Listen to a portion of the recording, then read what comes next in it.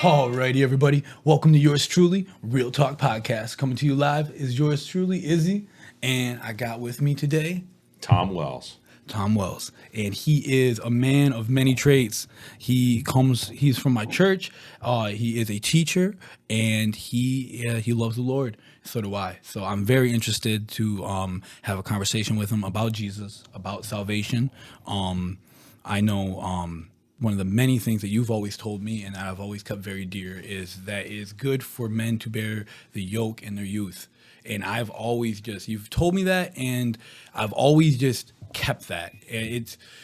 I think the reason why I kept it is because like it's weird for you to hear God say that you should bear a burden. Mm-hmm. It is. It's weird for you to hear a merciful God that loves you unconditionally to tell you to go seek your treasure over there.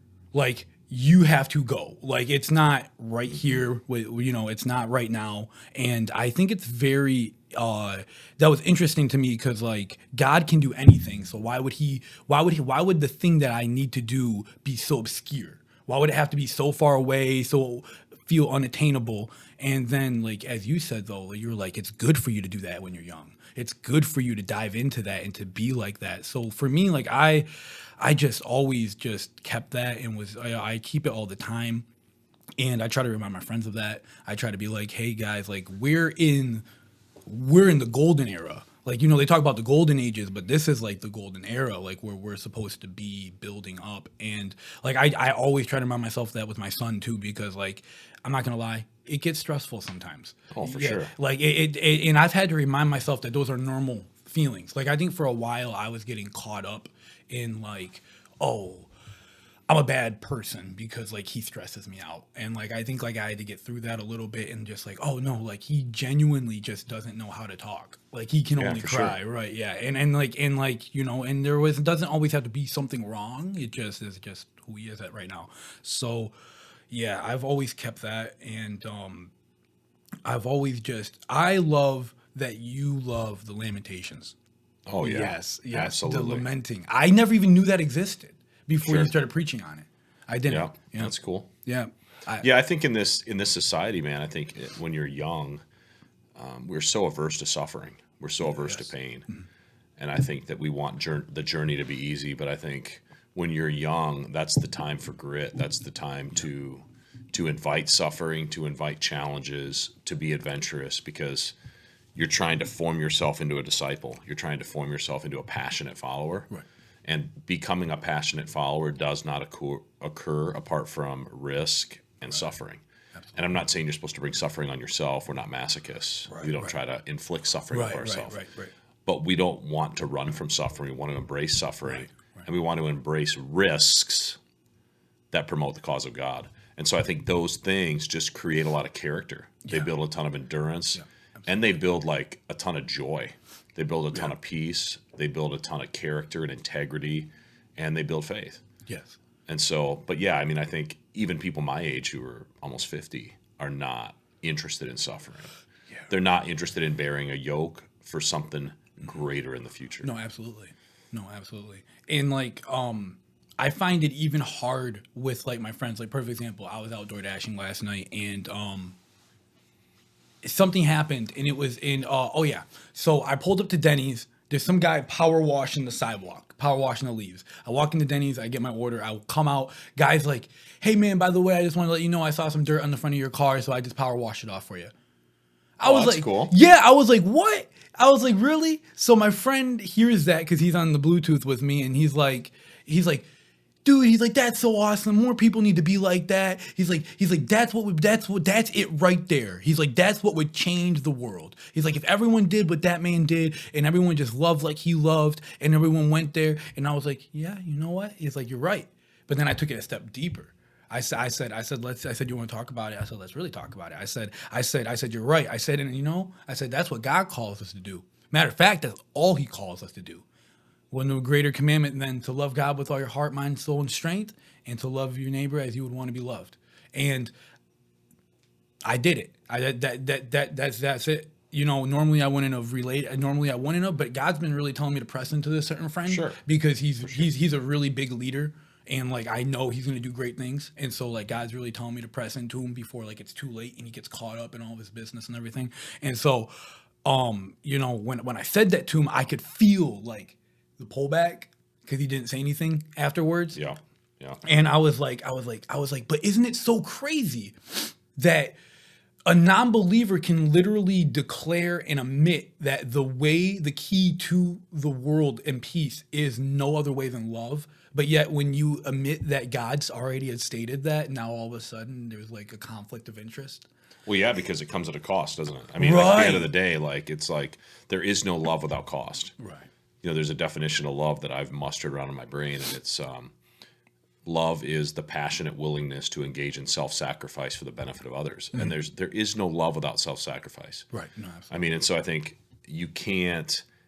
There's a lot of niceties out there. People think about like paying it forward is a common term, correct? Yep, paying it forward. Absolutely. But paying it forward is nothing like the cross. It's nothing like Christ. No. Because paying it forward is me doing a small, kind gesture that takes almost no sacrifice. Right. Paying it forward can be something bigger. I'm not saying it can't be something bigger. Right. But the colloquial kind of definition of it is like buy somebody's groceries in front of you or buy someone's Starbucks when you're in the drive-thru. Right. Offer to pay for the person behind you. That's awesome. But true love and the love of Christ is characterized by self-sacrifice. Right. So when the rubber meets the road, people love the part of love that's just kind of this friendly, low-cost, 5-minute commitment. The infatuation of it, right? Yeah, and you think, man, if everyone just had those little micro loves, maybe the world would be a better place. That's accurate. It would be better. Right. But there'd still be a lot of lonely people. There'd still be a lot of broken people. Yes. There'd still be abuse. There'd still be. You see what I'm saying? Yeah, absolutely. So I agree with you. I see what you're saying. Yeah, I see what you're saying. So I think that's like a taste of what it should be like, but I think it has to be a lot more self-sacrificial. It has to be a lot more radical in order for it to fix a lot of problems of being human, which is all the brokenness, all the shame, all the abuse, loneliness. The deeperness, because even though he did that for me and like he felt good and I felt good, like it doesn't fix any of our internal problems. It doesn't. No, correct. It doesn't. Right. It just kind of puts this like, those little sprinkles on top. Like, yeah. So I totally get what you're saying. I thought it was a little prideful on my friend's part because I was like, so you can admit that, like, as long as you admit it, it's truthful. But if God admits it, now you have now you got a problem. And then, but you said something that was really good.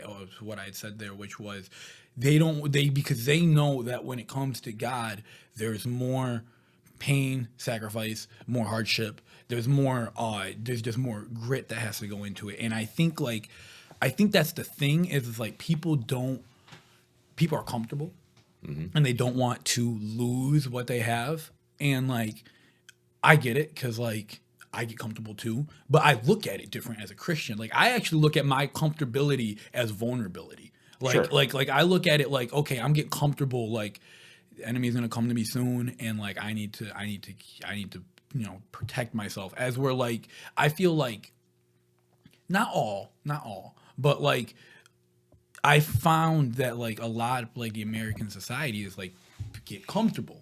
Like kind of get and that's an obsession. Yeah, it is. It is. Yes. Just be comfortable. And for me, since I look at comfortability as vulnerability, it's almost like I see everyone just exponentially trying to achieve vulnerability. And it's weird because like no one's recognizing it. Like everyone's just kind of blind. So like it's almost like you're running to your infamous death. And like I'm trying to. How do you get people to like, how do you lift a veil on something to somebody? And this is where it gets into the complicated thing of where the scripture says it's like an unspiritual person cannot understand spiritual things. So it's like, then it's like, okay, so then how do you paint a picture?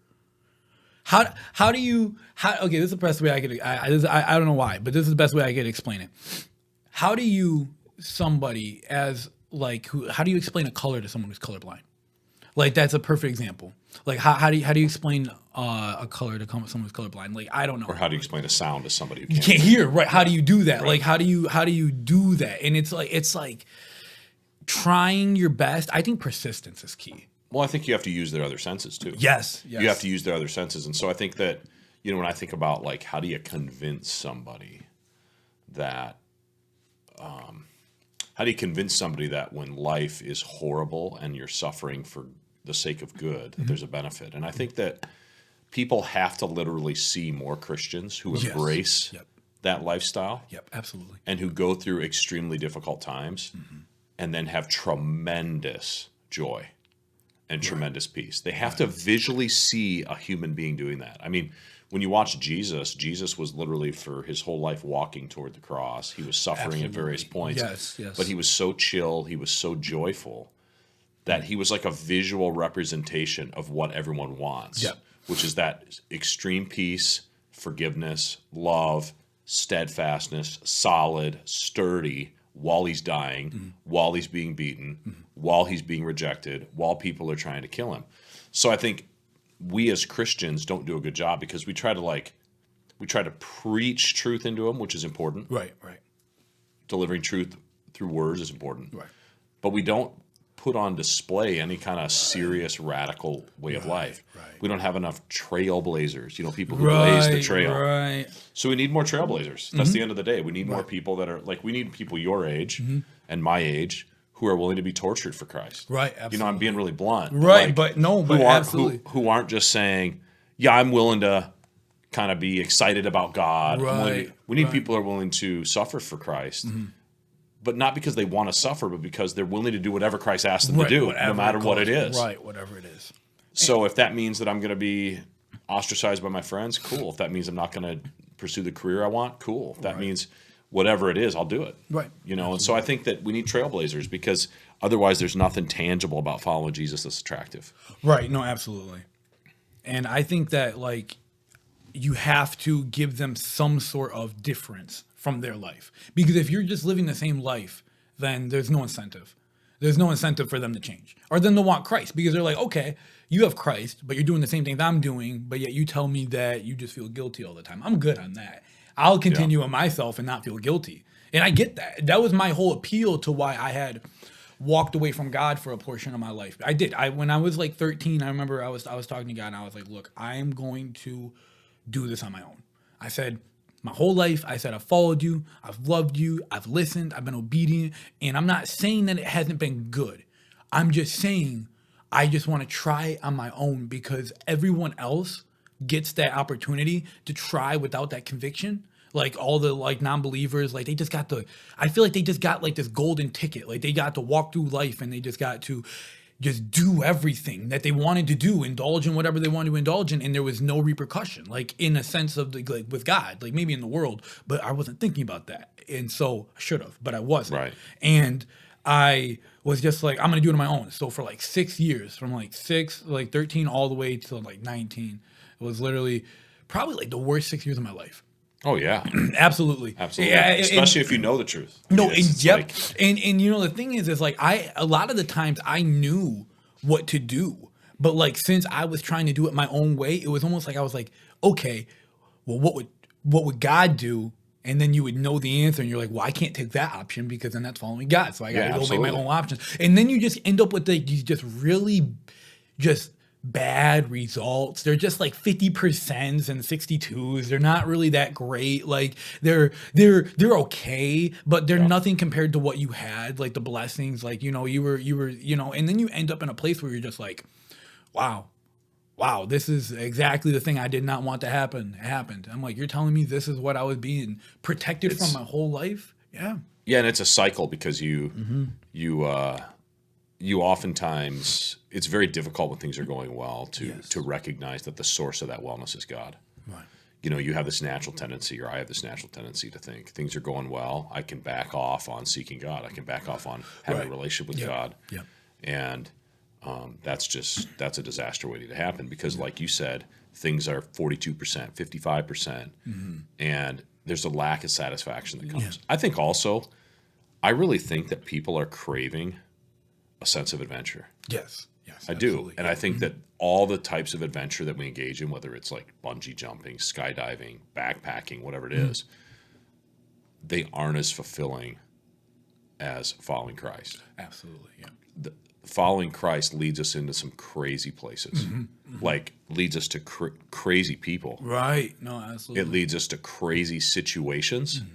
Like nobody's going to have more stories than somebody who followed Christ. Right. No, for real. Nobody's going to have more interesting stories than no. somebody who follows Jesus. And I've heard some of them. Oh, like, yeah. It's crazy. Like and whether you're a missionary or whether you're in Bay City, Michigan, seriously. you will have crazy stories if you recklessly follow Jesus and the heart that he's given you.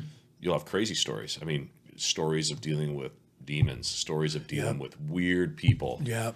People that are destitute, people that are stuck. You'll have miraculous stories about money. Yep, just show provision, just stuff's going to happen. You'll have weird stories about things that happen at work, weird things about where you live and who you get married to.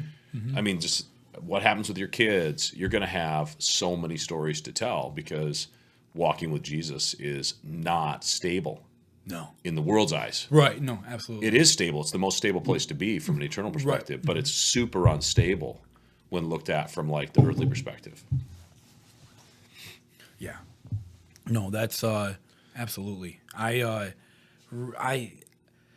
wish that like more people were brought up in a generation of like knowing Jesus. Because like for me, like that was my biggest probably blessing I've ever had is Papa and Nana. You know, I live with them, you know, he's a pastor, she's a youth leader. Like I was just very around it all the time. So like for me, like, but perfect example is living it out though. Because even though they were the pastor and the youth leader, it didn't mean they had to be a good one. Like, but they were though. They lived out their faith in every area of their life, especially when they weren't at church, at home, with every area, especially when they were alone. Like, you know, like how many times I would just, like I was all the time, it was just me and my Nana in the house. She'd never get frustrated. She was always faithful, just always obedient, just always just doing something. And like, you know, that's real. Like you see that and then that thought will come, oh yeah, she knows God.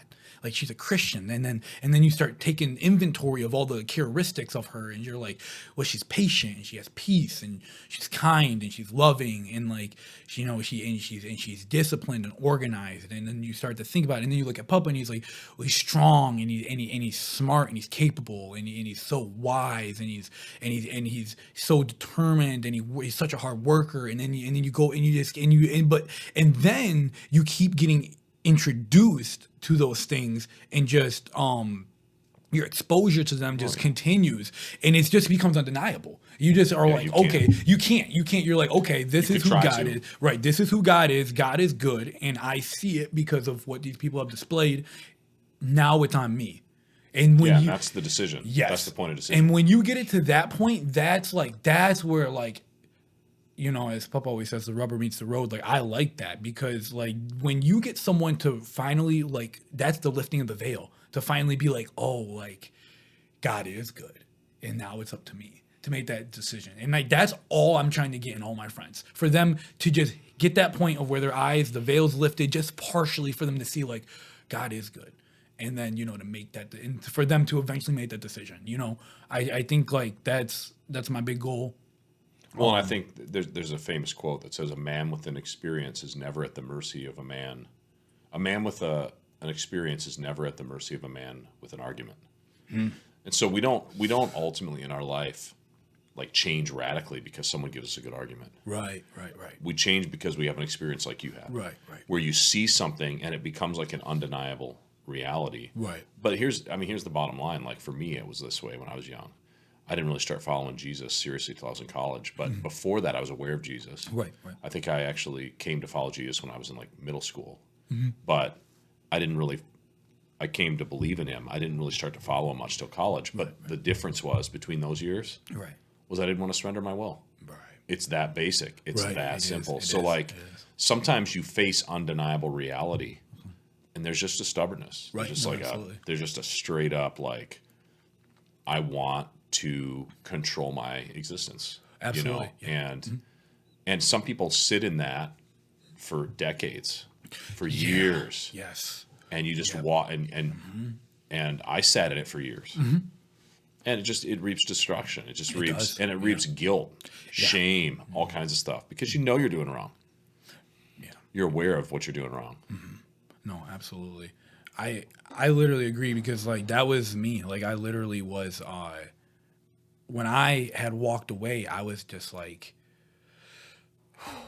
everything was just it just came crashing down.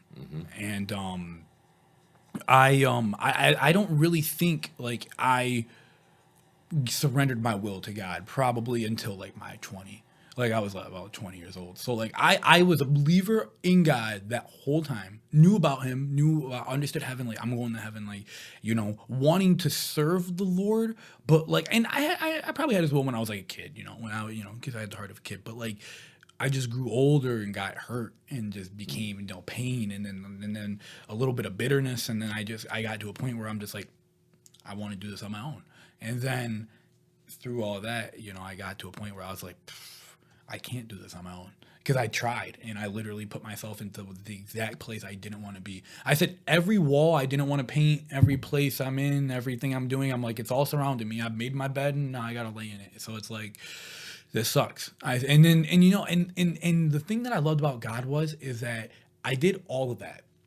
I went from loving him to doing it on my own to causing my own destruction, painting every wall, making my own bed, having to lay in it. Everything's coming crashing down on me. And in that midst of all of that, I was like, there's only one thing I know I can do. And I said, that's call on God's name. Yeah, that's it. That's it. I said, that's all I know I can do. I said, it's not over. I said, there's one last thing. And I said, I did that. And I remember he was there and I heard his voice and he said that he loved me. And I remember he said, everything that you had went through, I was avoiding for you. He said, I was keeping you from. He's like, but I will keep them from you now. He's like, but you have to surrender and follow me. And it really is like that simple. Like it just, it's less complicated. It's more demanding. But it took pain. It does take pain. It took pain for you. I mean, even your story, my story, it takes pain, disappointment. Yeah. And I mean, Job, one of my favorite lines in all of Scripture is when Job gets towards the end of after he loses his whole family, loses all his possessions except for his wife, and he has boils on his skin and he's just in tremendous pain. In the end of the book of Job, after all the suffering, he says, I had heard about you, but now I see you. And I think that's really profound because I think your story kind of reflects that. My story reflects that. Yes. You grew up seeing the undeniable reality of God in your family. Right. And you heard everything about God. In fact, you even believed about God. You believed the truth. You believed the right ideas. You believed everything else. But it took pain for you to see God in a different way. And so like, that's the cross, is that, we've gone astray. We need to be convicted. We need to be shot between the eyes. We need to recognize that we're destitute and broken. Right. Otherwise, we don't see God in the same way. No. And I think this generation is looking for something like beyond. This young generation is looking for something beyond the kind of, like you said, the comfort and security of their parents. Yes. I don't think they're that super interested in that. No. As much as previous generations might have been in the last couple generations. So no, absolutely. There's promise there. I think there's promise that there could be more passion in this generation. Well, it's the pain aspect. Nobody's seeking pain right now. Right. No one in America. That's like that's not on the bottom of everyone's list. Like, pain, I don't want that for Christmas. I don't want it for my birthday. I don't want it on Mondays, any day that ends in Y. No pain for me. I want to live a pain-free life. Honestly, I swear that there are people that if you're like, you take this pill, you'll have no pain the rest of your life. There are people that sell their house. It's true. Like, I mean, like some people really are that down bad, like really like just trapped in their pain. Like, and it doesn't even have to be physical pain. Like someone could just be going to such mental torment or just psychological, emotional, just whatever it is. And they're just like, you're telling me this will fix it? I'll give everything for that. And it's crazy because like, that's Jesus. Like that's literally Jesus. Like I would give anything for that, but yet that's Jesus. If you gave everything that you had to Jesus, he would take it all away. The hard part is that there's Satan, because it's not like with that pill, they say, oh yeah, by the way, there's going to be side effects. And these side effects include you're going to you're gonna have bounce backs. You're gonna have someone talking in your ear telling you you're gonna be walking down the street and everything's gonna be great, and then all of a sudden, your greatest insecurity is just gonna pop into your head, or just your biggest temptation is just gonna riddle your mind, and you're gonna wonder where that's coming from. I'm like, yeah, because that's the enemy, and they don't. It's I think that what ruins what ruins sometimes the perception of Jesus is not perceiving the enemy, not understanding his characteristics. Like people don't like, I tell my friends all the time, I'm like, you guys got to remember that, it says literally that Satan is a seeking lion, a roaming lion that seeks, kills, and destroys. I said, that's all he does. I said, you have to understand what that looks like. I said, what would you do? Because I was talking to my one friend, with the business, I said, what would you do if you knew there was somebody who was avidly trying to sabotage, trying to undermine, trying to cut out, or just get rid of everything that you were trying to do? I said, what would you do? He said, I would deal with it. Yeah, of course. You get up ready. You get prepared to fight. You would get prepared to fight, right? I said, exactly. I said, so why do we not look at the enemy the same way?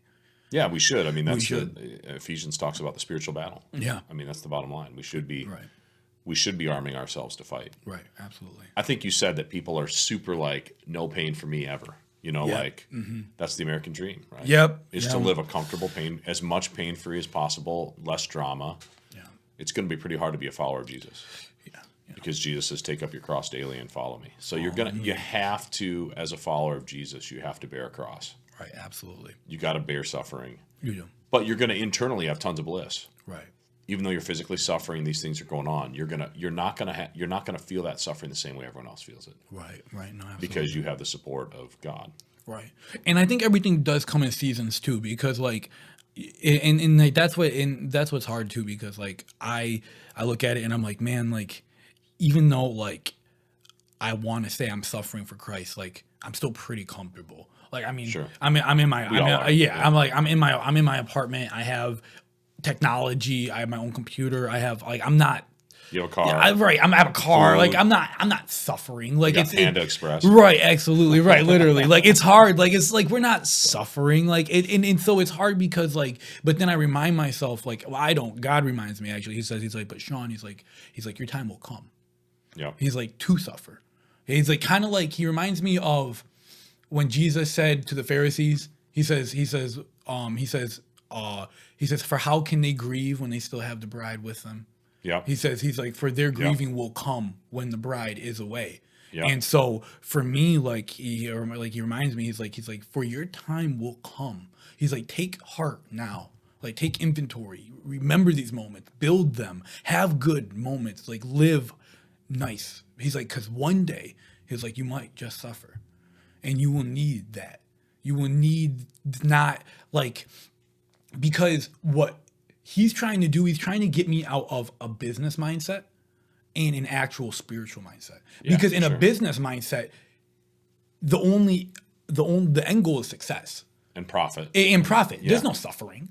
It's success, profit. So it's if you're looking at it like a graph, essentially you want the graph to kind of always be doing this. So there's no room for failure. As we're with Jesus, your graph honestly looks more constant, all the time. And you just go through these seasons where sometimes you're suffering and sometimes you're not suffering. How could a man go from being one of the richest men in the world to just being absolutely poor, and then all of a sudden feel better when he was poor than when he was rich? And that doesn't make sense to people who don't understand the spirit. And I think God's telling me, he's Sean, he's you need to throw a lot of your business stuff out of the way. Not saying that you can't do your business. He's but stop focusing on the satisfaction that comes from it, because one day I'm going to call you away from everything that you've ever done, and you're just going to feel completely disappointed. Because everything that I've built myself for, not saying I'm not going to be in it. I feel I will. I want to really be around technology and production and stuff like that. I really like doing music and stuff. But